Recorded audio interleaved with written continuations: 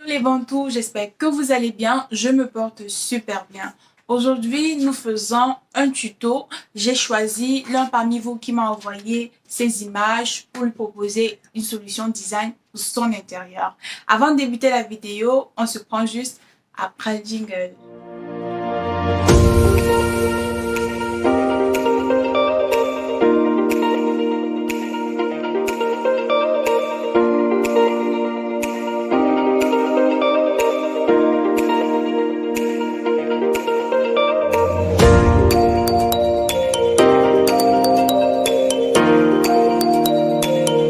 Alors, aujourd'hui, nous avons une chambre. Voici à quoi elle ressemble.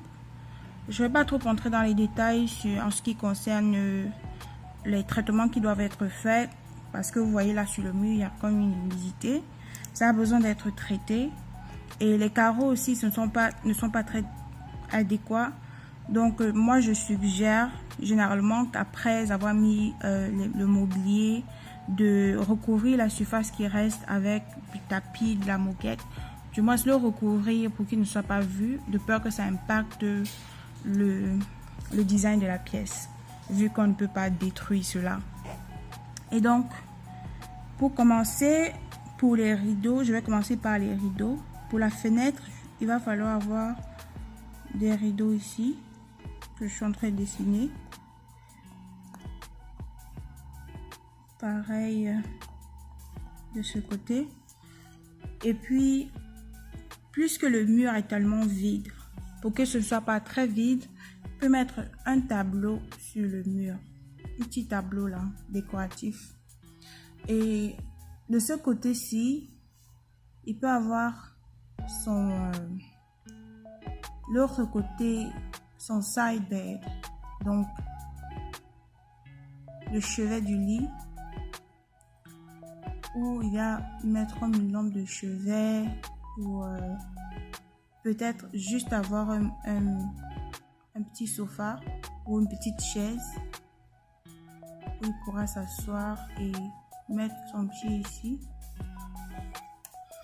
Par la suite, sur ce mur-là, il peut avoir comme une sorte d'armoire.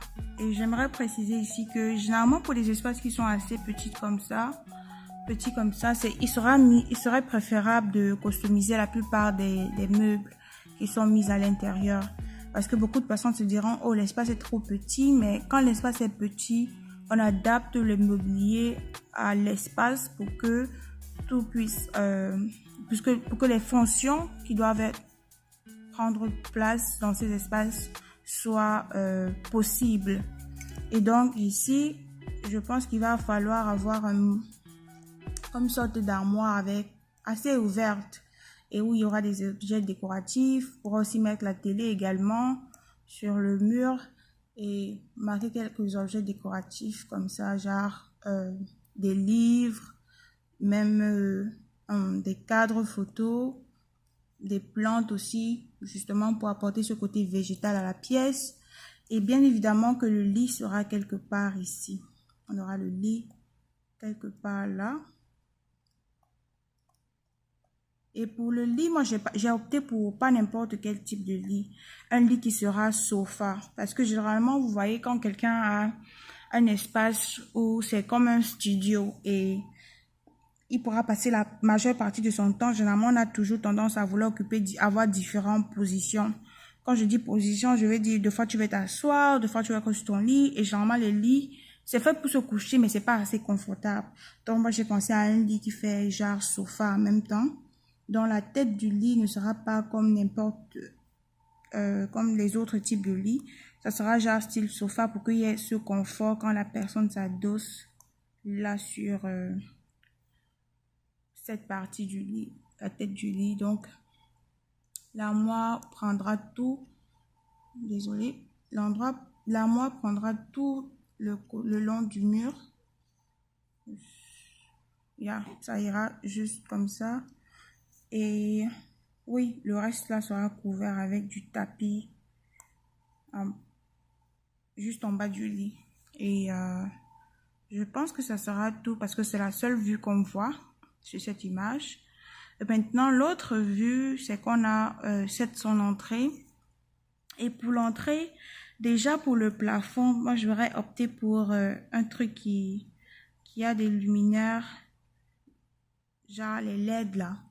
Et puis genre un petit chandelier ou un pendant.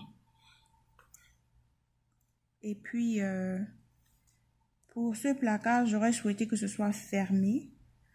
Et donc c'est mieux de créer un truc qui est customisé et avec des armoires, avec soit au moins un placard, une porte ici et puis des étagères s'il faille déposer des choses décoratives qui ne seront pas mal vues.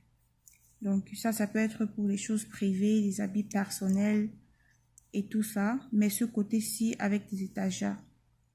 Et donc voici ce que ça donne comme rendu.